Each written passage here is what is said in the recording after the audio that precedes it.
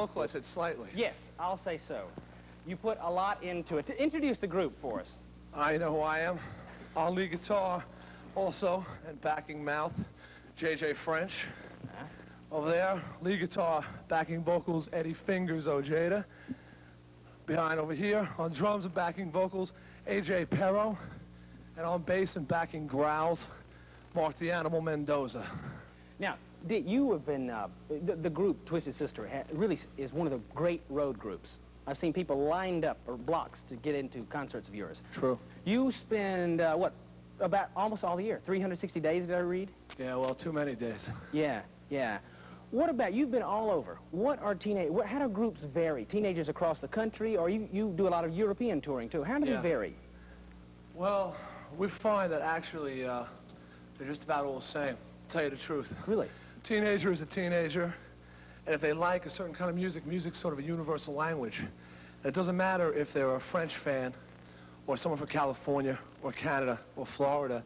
If they like the same music and the same songs, it does the same thing for them inside.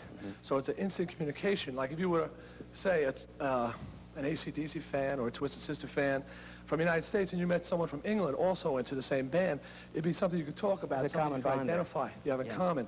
And we find that the people that are into this form of music usually are into it for the same reasons, and the reaction is basically the same. They're basically pretty insane. Yeah, I was going to ask you this. Now, you've said something about shock rock. You really do something called shock rock. You really want to get people to get off the dime, to react to you. Why? Absolutely.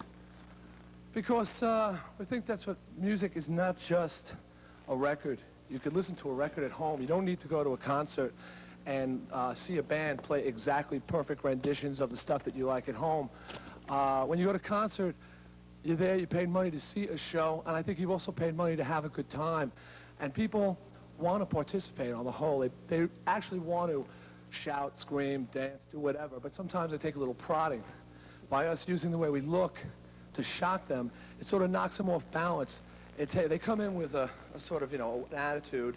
We give them a little shock by maybe the way we look and the way we act, the way we talk, although I'm talking very nicely here. I know you're afraid I'm going to curse. And we won't curse. No, never. Not us. And once you've shocked them, they're a little more susceptible to loosening up and getting them going and getting them to have a good time. I think that's what rock and roll is all about, the audience participation, not just the band on stage. Yeah, yeah. Let me get some questions. Yeah, Danielle. Where did you get your name from? We got our name. I'd like to say it was our idea. We had the concept of a very aggressive, sort of tough act on stage, but to wear sort of grotesquely feminine 42nd Street makeup. And we wanted a name, and actually a drunk friend of ours thought of it. I'm not pushing alcoholism by any chance, although he did come up with the name. He just thought of it. We couldn't think of anything. We had Metal Angel, all these ridiculously stupid names, and he said, what about Twisted Sister? And we said, it's perfect. Yeah. Well, you say you use your clothing to shock people, to get them to react, but what do you do when people say, oh, they're transvestites, or there's something really sick to do these things? I mean, how do you feel about these kind of comments? The sick ones are okay.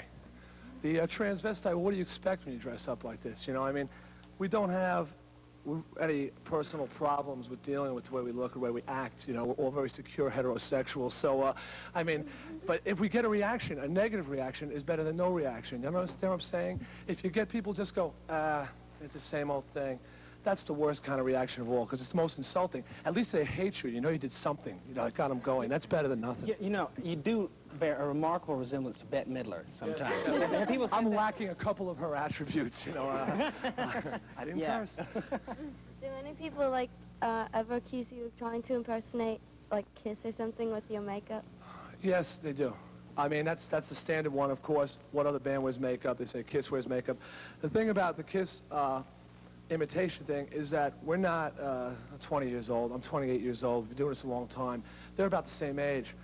We knew them. JJ was the guitar player in Kiss before Ace Frehley was a guitar player. They were called Wicked Lester. It was Gene and Paul and JJ and a couple other people. Band broke up. Kiss formed with Ace, and they made it. We just weren't lucky enough to find the right bunch of guys and to get the record deal. To make it to stardom. They became famous. Everybody says we imitate them, but actually we just have the same influences. Yeah, you've been out on the road, taking your hard knocks and earning your credit the hard way. You really have. You'll be back with us later on the show, right? Great. Thank you. Twisted Sister, we'll hear from you later. Thank you.